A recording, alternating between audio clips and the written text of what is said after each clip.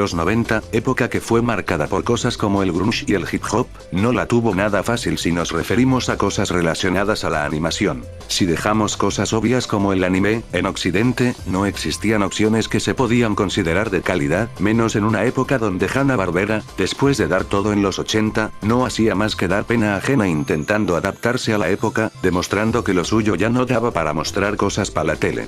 Existieron excepciones, uno de ellos siendo un renovado Nickelodeon. A mediados de esa década, varias series carrearon el canal en una década donde no existían muchas opciones, o no había una competencia tan clara, algunas para bien, otras no tanto, y algunas que generan opiniones divididas. Entre estas series encontrándose Ren y Stimpy, serie hecha y realizada por John Kricfalusi. Y en este señor es en quien nos vamos a enfocar.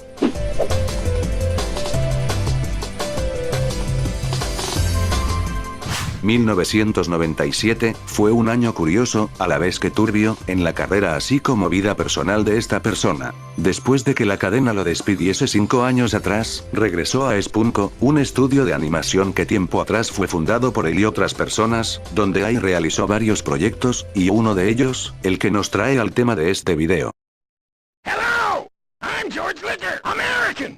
Emitida desde 1997 hasta 1998, es unánimemente conocida como la primera webserie hecha en la historia.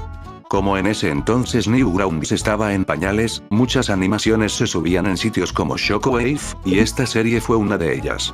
Es muy posible que esta persona no fue la primera en hacer animación únicamente para internet, pues de hecho existe debate entre este y The Spirit of Christmas, el primer corto animado lanzado también en internet, hecho por Matt Stone y Trey Parker, los padres de South Park. Sin embargo, esta serie se lleva ese honor porque a diferencia del corto antes mencionado, aquí ya traía todo lo que una serie animada para la televisión exigía. Una trama episódica, actuación de voz, humor irreverente y una animación sorprendente para la época. Recordemos que la conexión por línea conmutada, o conexión dial-up, limitaba en todo el poder mostrar o subir cosas de esa calidad. Eso sí, para John esto le resultó fácil, al menos a nivel económico, laboral y experiencial, pues ya estaba nutrido bajo el ala de veteranos de la industria animada, por lo que no estamos hablando de ningún novato. Al tratarse de un experimento, no iba a ser su mayor prioridad, pues tan solo 2 años después, volvería a realizar series animadas para la televisión, finalizando la serie después de una producción que, a pesar de ser impresionante, no dejaba de sentirse limitada en comparación. Menos ayuda decir, que esto fue la primera webserie animada jamás hecha, solo les hago el amable recordatorio de que esto lo hizo en 1997, año en el que a sus 42 años, aún estaba saliendo con su novia de apenas 16 años. Por lo que para calmar un poco el tema, vamos con la serie que para mí, de forma genuina, sí abrió el interés de muchas personas en animarse a hacer este tipo de series y animaciones en la red, o al menos, en una época en la que fuese más accesible y menos desafiante a futuro.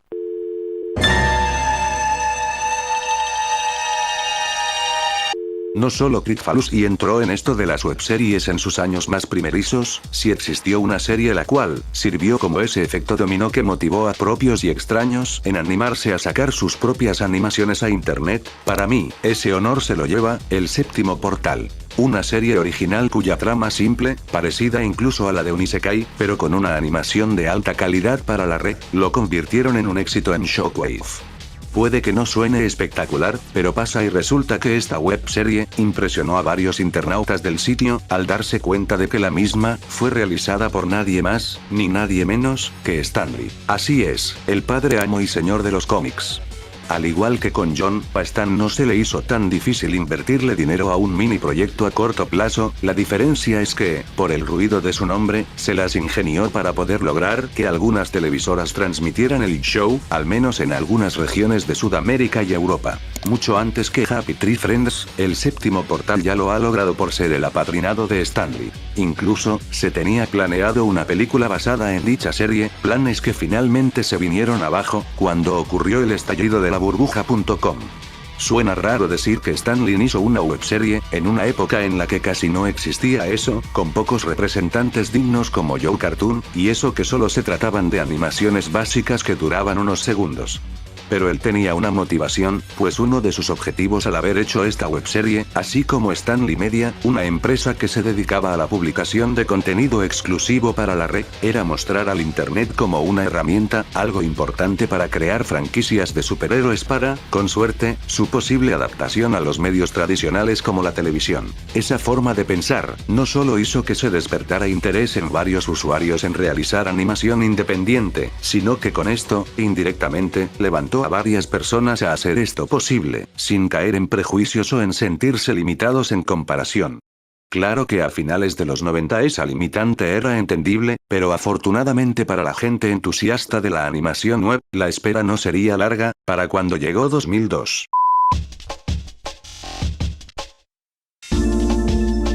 Desde esos años hasta 2007, gracias a los avances en base al software en programas, sistema operativo y en la tecnología en general, muchas cosas que se creían imposibles, de a poco se volvieron más accesibles para las personas, y en cuanto a los internautas, de entre todas las posibilidades que tenían ahora al alcance de su ordenador, estaba el poder hacer animaciones. Obviamente no estaban a la par, ni a la altura de lo que la animación tradicional estaba en esos años, pero sí era una alternativa para quienes querían compartir sus creaciones con otras personas. Fue con la llegada de Adobe Animate, o mejor conocido como Adobe Micromedia, la que le abrió las puertas a muchos artistas en crear animación de forma más cómoda y al alcance.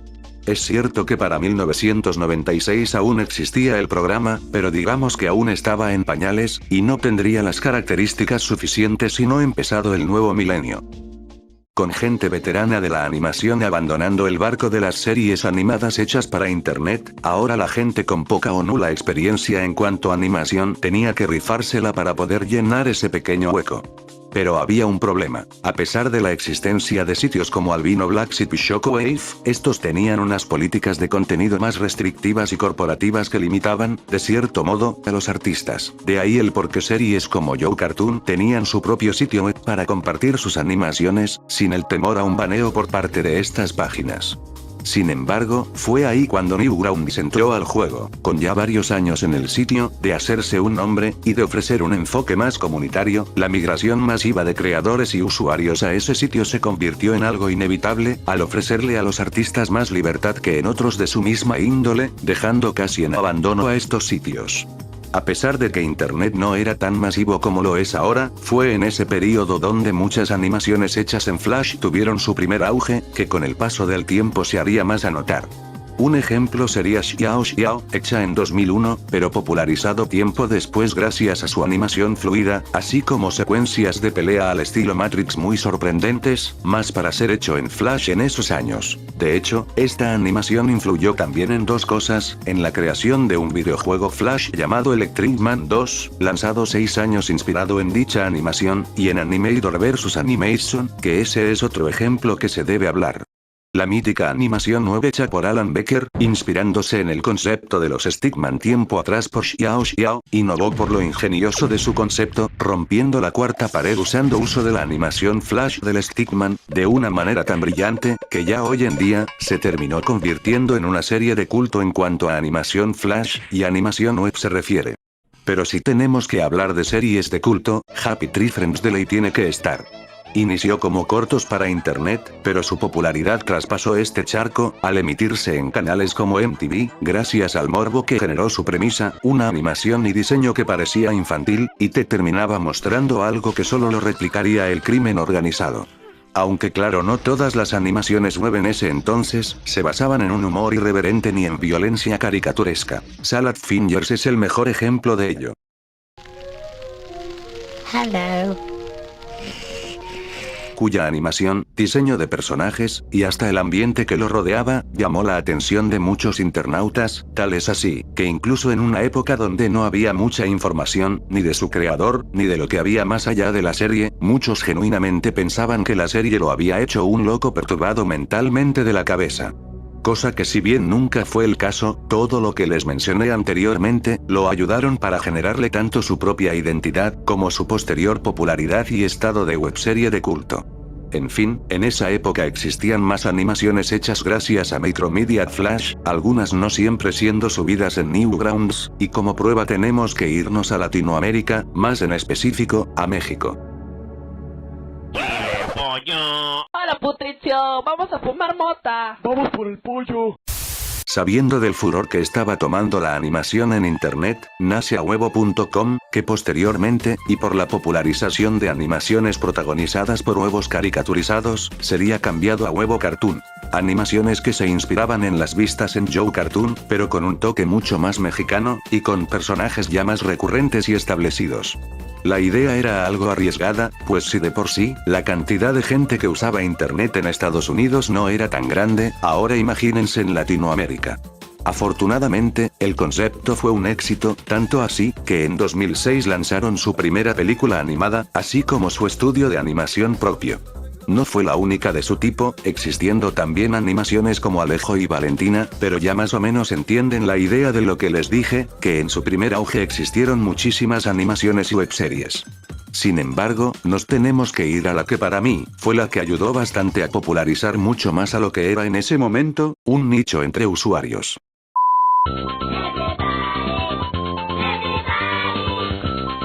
Conceptualizado originalmente para un público infantil, que al final terminó convirtiéndose en una serie web para un público juvenil y adulto, a pesar de no tener las características de las series que mencioné con anterioridad, tuvo algo que a muchos les costó obtener: carisma y un apoyo descomunal. Pese a no haber estado disponible en Newgrounds, los hermanos Chapman le dieron un apoyo enorme a la serie, primero con su sitio web completo, teniendo acceso no solo a animaciones, sino que también a contenido adicional, hasta incluían juegos Flash basados en los personajes de la webserie. Pero lo que acercó más a la gente a esta franquicia, fue gracias a Strong Bad Emails, una serie episódica donde Strong Bad respondía correos electrónicos reales de los fans de la serie, incluso haciendo animaciones basadas en dichos emails. Esto creó un sentimiento de cercanía no solo hacia los fans, sino también a los creadores de animación basados en Flash, y eso es lo que para mí, le da mucho más valor a esta webserie en retrospectiva, ya que se sentía que todos estaban colaborando, o dejando su granito de arena para que el proyecto continuara, cosas que aunque no lo parezca, a muchas franquicias de nicho les cuesta, incluso en la actualidad. Esto crea un sentimiento en el que tarde o temprano, muchos quieran unirse a la causa, o crear sus proyectos a su propio estilo. E irónicamente, sucedió en una época que todos, sí, todos nosotros vivimos.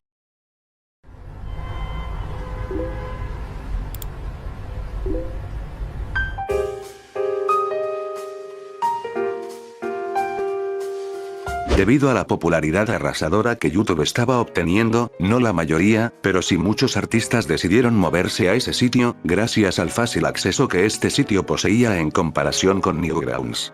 A pesar de que YouTube poseía, y de hecho, aún tiene reglas que limitan lo que se puede mostrar y monetizar, y lo que no, válgame la redundancia, tenía la ventaja de que absolutamente, todo mundo conocía este sitio y entraba en él, el público casual, no una página que solo entraban 2 o 3 frikis. Para alivio de los animadores y entusiastas de la animación independiente, si bien las reglas comunitarias estaban ahí, no eran tan restringidas como en Shockwave, por lo que se permitía subir contenido con humor negro si es que se rectificaba.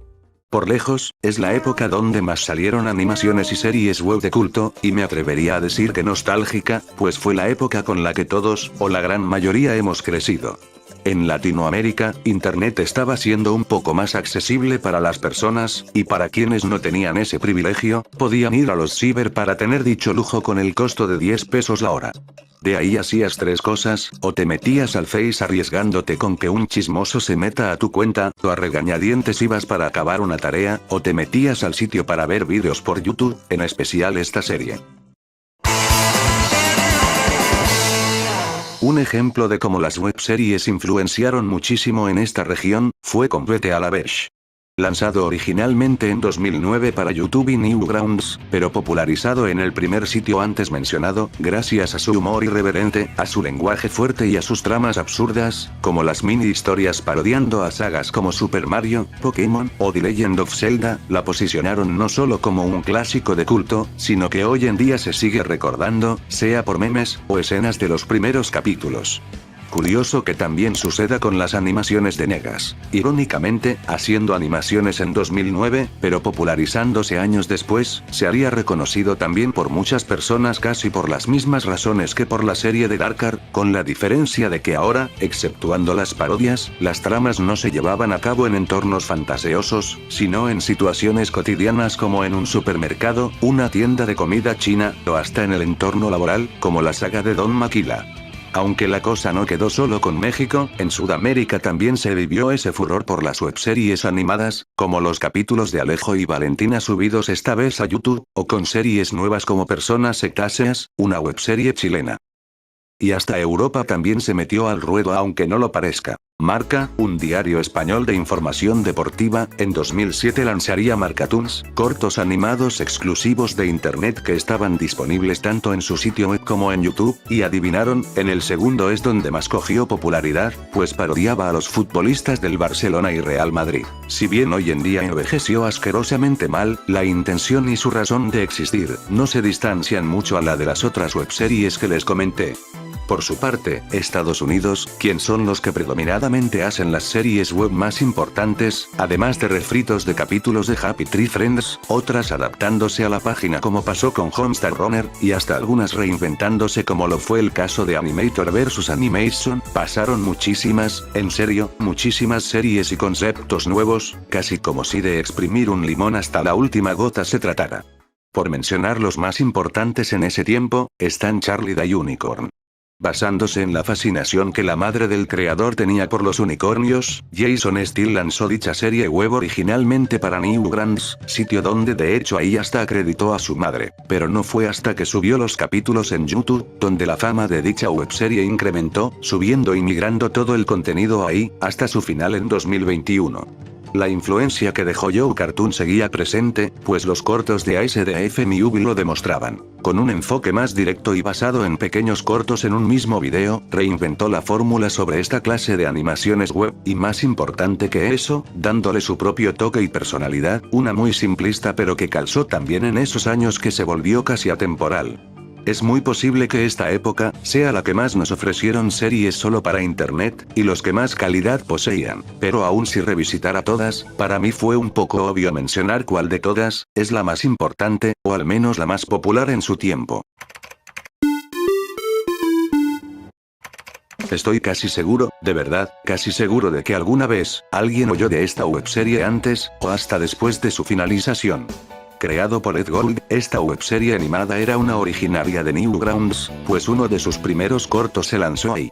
Sin embargo, no fue hasta la creciente popularidad que YouTube estaba obteniendo, donde ahí nació toda la popularidad, así como el reconocimiento que hoy en día posee.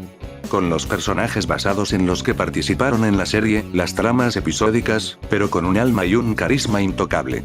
Estamos hablando posiblemente, de una de las franquicias más reconocidas y exitosas en la historia de las webseries animadas en internet, pues se creó mucho contenido inspirado en la franquicia, desde cómics, juegos flash, parodias, un fandom grande, y hasta traspasando este nicho, llegando a la televisión británica entrevistando a su creador, y les aseguro por mi propia tumba, que esto no es fácil, y me atrevería a decir que era hasta impensable en retrospectiva.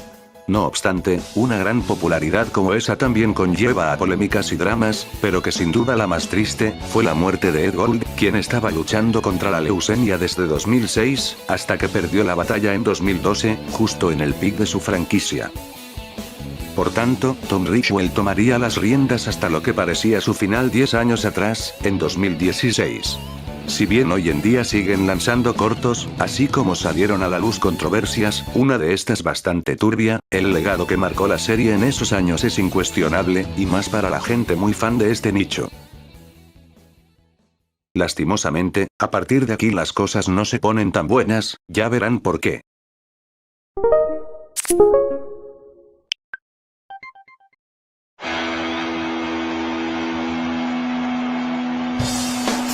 Esta es una etapa de la que yo puedo hablar más subjetivamente, pues fue una época que recuerdo desde la punta a la base, especialmente si hablo por el lado de Latinoamérica. Después del gran boom de las webseries animadas, y como YouTube se estaba volviendo cada vez más masivo, muchos youtubers también se metieron a un barco que venía en marea tranquila después de las diabluras que se aventaron desde 2008 a 2012.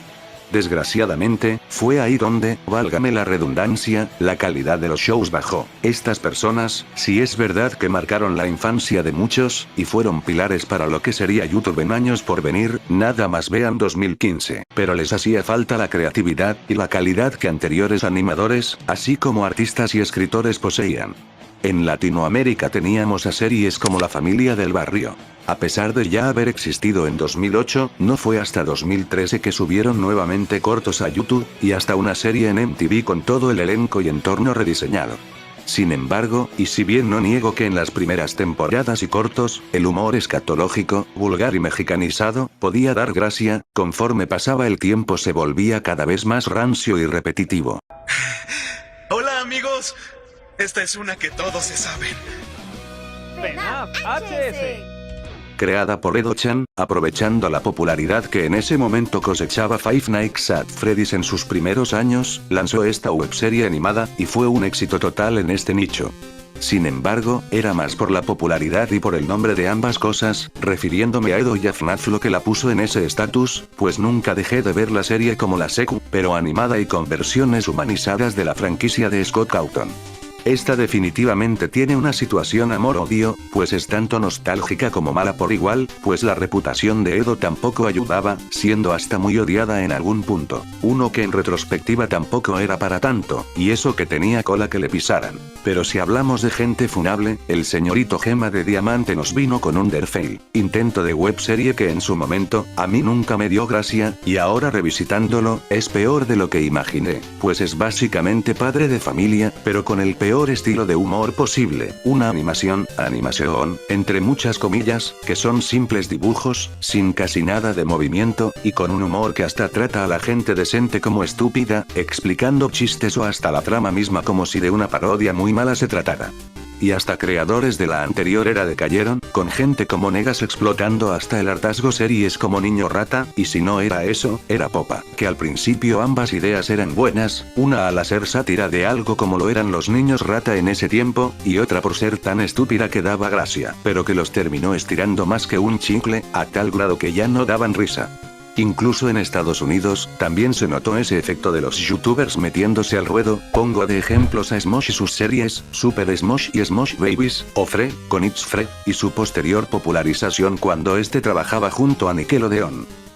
No les miento si les digo que la situación en cuanto a webseries animadas era mala. La gente que hizo este nicho popular e inolvidable como Alan Becker ya no era tan activa, o subían sus capítulos de forma más tardada, y en cambio, obtuvimos aberraciones, como Gen Z, cuyo chiste solo se basa en glorificar a la prota que es trans, y sí, esta cosa lo hizo mucho antes que Netflix, hasta Cartoon Jocots, definitivamente siendo este último lo peor, e irónicamente, lo que daba más visitas en ese entonces, atrayendo a la gente gunner de ese tiempo.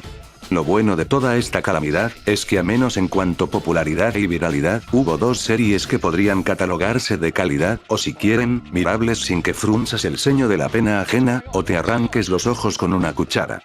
Tomaré el primer ejemplo.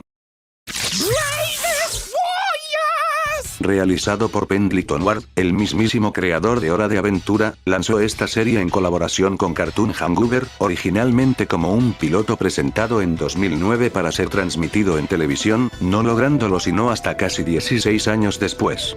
Contándonos una trama episódica sobre 4 guerreros intergalácticos teniendo aventuras, tuvo un éxito moderado en YouTube, gracias a la mística de haber sido hecho por la misma mente maestra que realizó Hora de Aventura, y con las mismas, la mercancía de la serie fue enorme, haciendo posible el que la serie se mantuviera con más temporadas. Aquí es donde iniciará la polémica. Si esta serie fue hecha por una persona que realizó una serie ya mítica en la cultura popular, tuvo mercancía, tuvo varias temporadas, y hasta resultó ser un éxito, ¿por qué no la puse bajo mi criterio, como la webserie animada más importante de esta generación? Simple. El timing. Hay gente que dice que esta webserie animada dio paso a que se abrieran las puertas a nuevos animadores, y a que tomaran en cuenta las webseries animadas, y esto la verdad, no es tan cierto.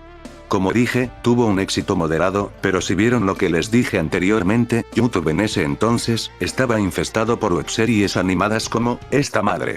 Nos gustará o no, Uno Roukau dijo una vez que, el morbo vende, no lo digo yo, las visitas y lo que salía primerito en las tendencias sobre animación web, hablan por sí solo. por lo que meterle muchísima inversión, recursos, amor y dinero a una webserie animada y estrenarla solo en YouTube, aún sabiendo lo que la gente casual más consumía, era tanto como encontrar una aguja en un pajar, como jugar a la ruleta rusa virtualmente. Tomando en cuenta esto, de todas las series que repasé, siento que esta webserie, con las justas, aparte de ser la más importante y que definió esta era, estando muy reñido con Breakfast Warriors, y quizá, hasta también con Bien de Poppycat, por esta vez, voy a poner las manos al fuego, ya que si lo pienso mejor, esta cosa tuvo más influencia incluso en lo que vemos hoy en día.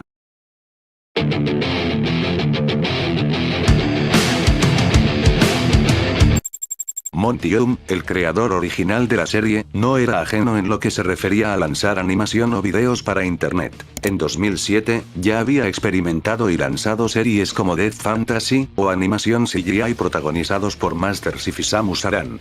Asimismo, la idea de crear la serie vino por esos mismos años, pues era un proyecto a largo plazo, y tenía la ayuda de Rooster Teeth en ese tiempo, quien aparte de que escribía para ellos en machinimas como Red vs Blue, Rooster, de cierto modo, estaba apadrinada por Warner Bros., por lo que en ese momento, no iba a haber complicaciones para el proyecto en ese momento. Y vaya que sí se notaba el compromiso, con trailers presentando a los personajes principales, hypeando más la llegada de la serie.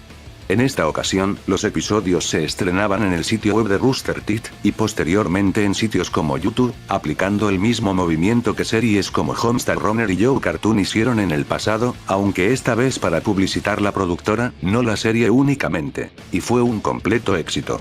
A pesar de que la trama en un principio no interesaba mucho, y de hecho ese sería un problema que se agravaría después, la animación, el entorno, y la música fueron aclamadas casi unánimemente.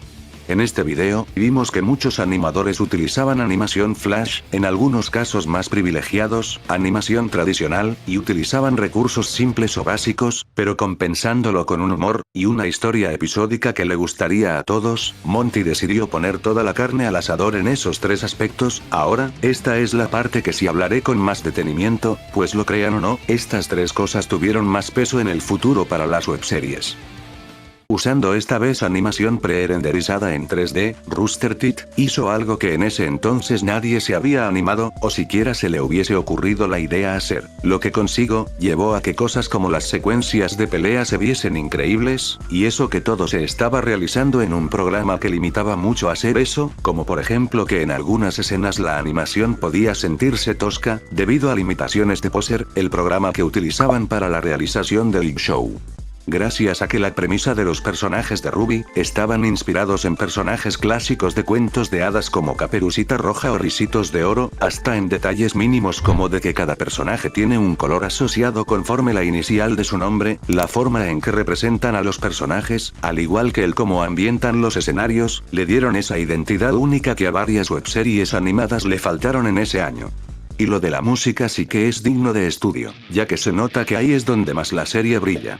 Lo que en anteriores series, la música solía ser un detalle simple, divertido y algo por lo que muchos no le toman importancia, aquí es su punto más alto, gracias al trabajo que hicieron Jeff Williams y Cassie Lee Williams, notándose tanto las ganas como el presupuesto dado para darle alma a la serie, o al menos su punto más distintivo sobre el resto. Fue en esta serie donde ahí saltó a la fama Cassie, pues su trabajo mayoritario en esta webserie fue tan bueno, que hasta ella logró traspasar ese nicho, llegando hasta los videojuegos con Sonic Cross Shadows Generations, fama que también compartiría con la webserie en sí, aunque en el proceso, llevándose consigo un desafortunado hecho. El 1 de febrero de 2015, Monty murió debido a una anafilaxia, una grave y mortal reacción alérgica que sufrió a inicios de ese mismo año.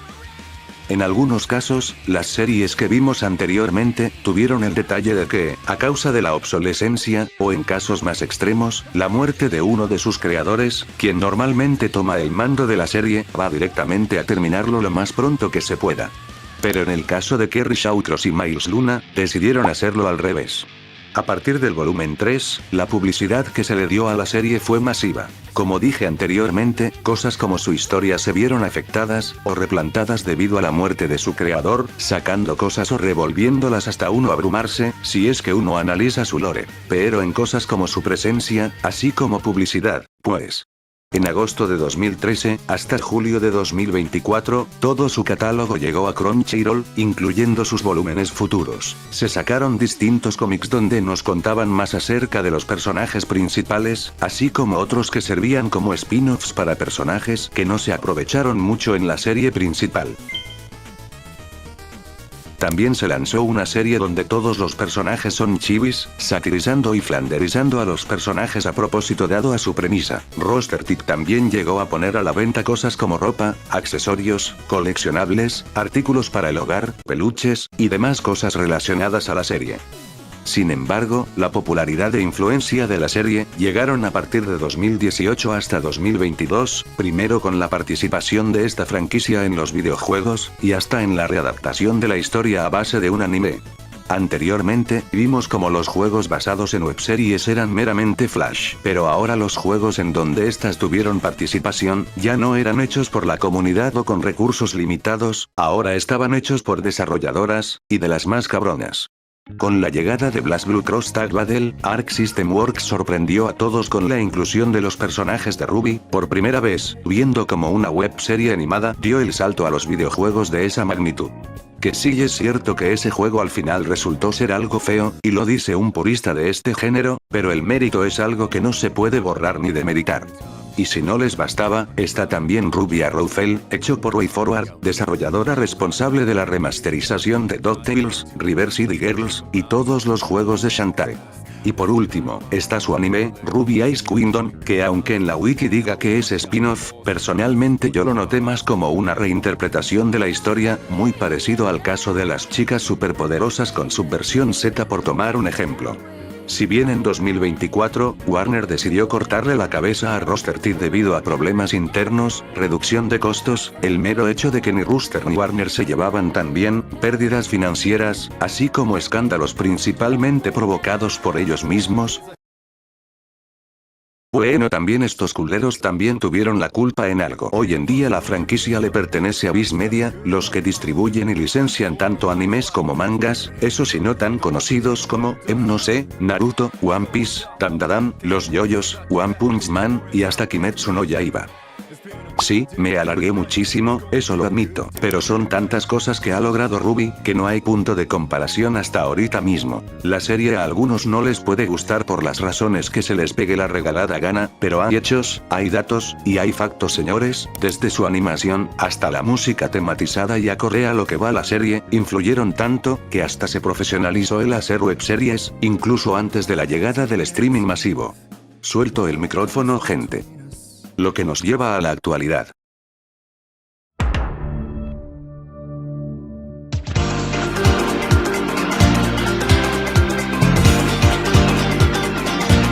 ...2019 fue un año relativamente tranquilo en cuanto al tema de las webseries animadas. Para ese año, el streaming paulativamente se terminó por convertir en la vía de entretenimiento predilecta en gran parte del mundo, dejando casi en segundo plano la televisión por cable.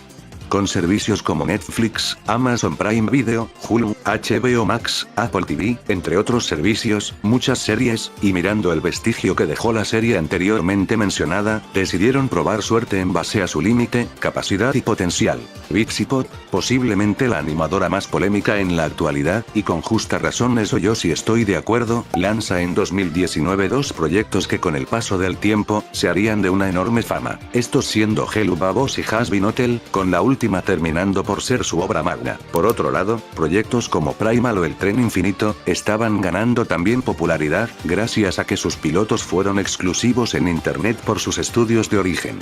Todo parecía tranquilo y que solo serviría como un puente para su posterior lanzamiento a televisión, como Warner y compañía nos tenían acostumbrados.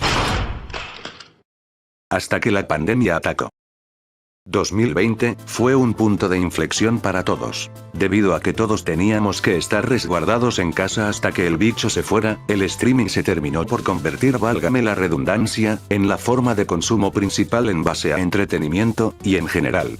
Años atrás se preveía esto, con servicios como Spotify y su formato streaming en música, o Steam con las descargas digitales, superando en ventas al formato físico, y este acontecimiento no hizo más que firmarlo en piedra. A partir de aquí, fue donde el tema de las webseries animadas se disparó, teniendo ahora sí, una consolidación total. En esa época, las series web animadas subieron mucho de calidad, incluso en unas que no son tan conocidas, principalmente hechos por entusiastas del tema. Primero volvamos al caso de Vivzipop. A pesar de que en ese momento solo eran pilotos, estos cosecharon un enorme éxito, que posteriormente, conllevó a que estas terminaran saliendo en streaming, específicamente en Amazon Prime Video, un servicio más conocido y consumido que Crunchyroll. Aunque, si somos honestos, actualmente todo el tema de las webseries animadas, es más conocido y visto no solo por estas dos series en sí, sino por un estudio en particular. Glitch Productions, fundado el 24 de mayo de 2017, es por hoy, la que tiene el mayor imperio en base a las webseries animadas, la que más les saca ventaja con una diferencia abismal en presupuesto, y la que posee las series con mayor calidad, tanto en guión como en animación. Empecemos por partes. De las primeras series hechas por el estudio australiano, y creado por las mismas personas que hicieron SMG4, canal que tal vez se les haga conocido, por ser quienes hacían las parodias del Mario 64, y adivinaron, son los padres fundadores de la compañía. Inspirado en un webcómic que se ambienta en un San Luis en la ley seca de los Estados Unidos desde 1920 a 1933, destacado por su animación, así como por lograr una narrativa buena para ser basada en un webcómic.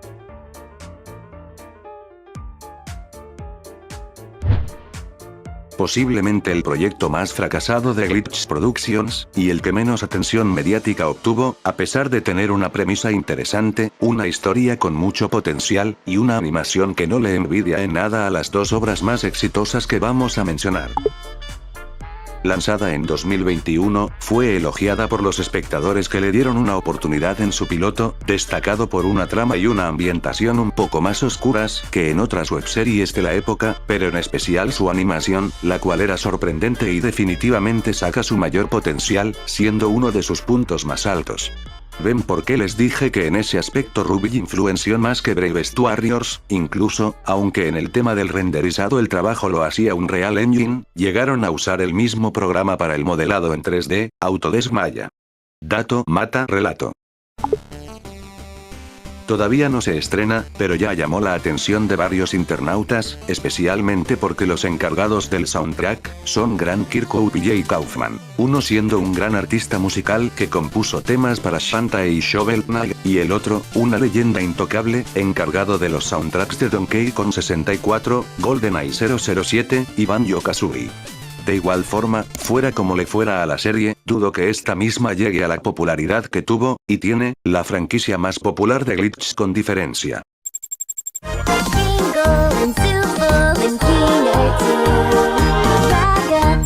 A finales de 2023, se lanzó esta serie, y se los digo por memoria, tan pronto se estrenó su piloto, se convirtió en un éxito de un chasquido, y no estoy exagerando, literal eso pasó desde que se estrenó, yo lo vi, y estoy muy seguro que ustedes también lo vieron. Creada por Cooper Smith Goodwin, mejor conocida como Gooseworks, inspirándose en el CGI usado en las computadoras a finales de los 90, así como en el relato de No tengo boca y debo gritar, hecho por Harlan Ellison, y usando el mismo motor con el que crearon Murder Drones, Maya, y renderizado después en un Real Engine, esta persona creó un fenómeno viral en cuanto a animación web se trata, gracias al carisma de los personajes, las historias que parecen episódicas pero construyen una trama más profunda y oscura, y un soundtrack acorde a lo que la serie quiere mostrar.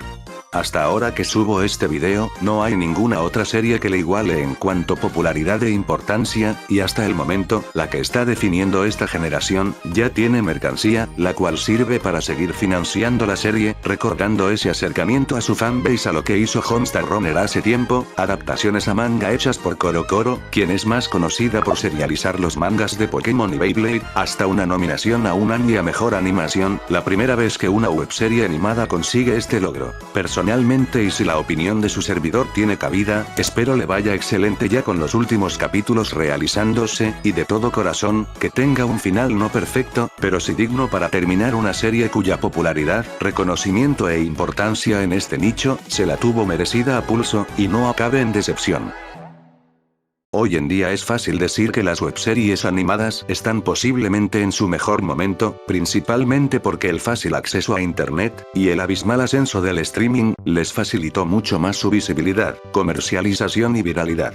No me atrevería a decir que hoy en día, vencen a los grandes estudios como lo son Cartoon Network o Nickelodeon, principalmente porque sí, es verdad que estos dos titanes ya no están en su mejor momento, incluso explotando sus mejores series como si de una vaca deslechada se tratara. El tema es que tienen recursos, tienen mucha más gente detrás, su presencia en internet aún es latente, y sobre todo, son más reconocidos por un público más casual, especialmente los que crecieron viendo la televisión. Háblale a cualquiera sobre series animadas, y lo primero que te dirá será Bob Esponja en lugar de Hazbin Hotel. Pero sí diría que hoy en día las webseries animadas son una buena alternativa, no para vencer a los grandes porque para eso, imposible que pase, pero sí para pasar un buen rato.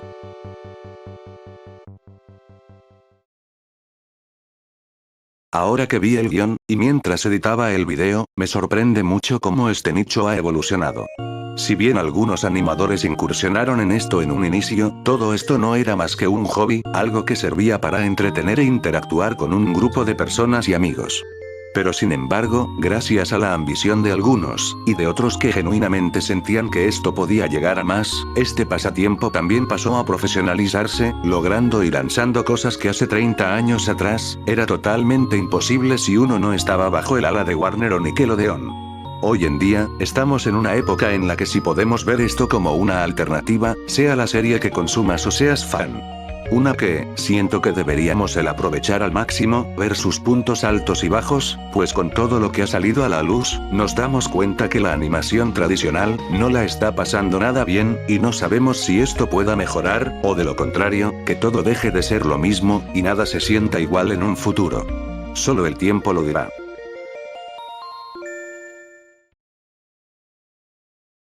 Ah, es cierto, casi se me olvida, en esta época se estrenó también la webserie favorita de todos. My style is ridiculous. Skibbidi-dum-dum-dum, yes, yes. Skibbidi-dum-dum-dim-dim. Skibbidi-dum-dum-dum, yes, yes. Skibbidi-dum-dum-dim-dim. We're here to hurt nobody. Skibbidi, skibbidi, skibbidi.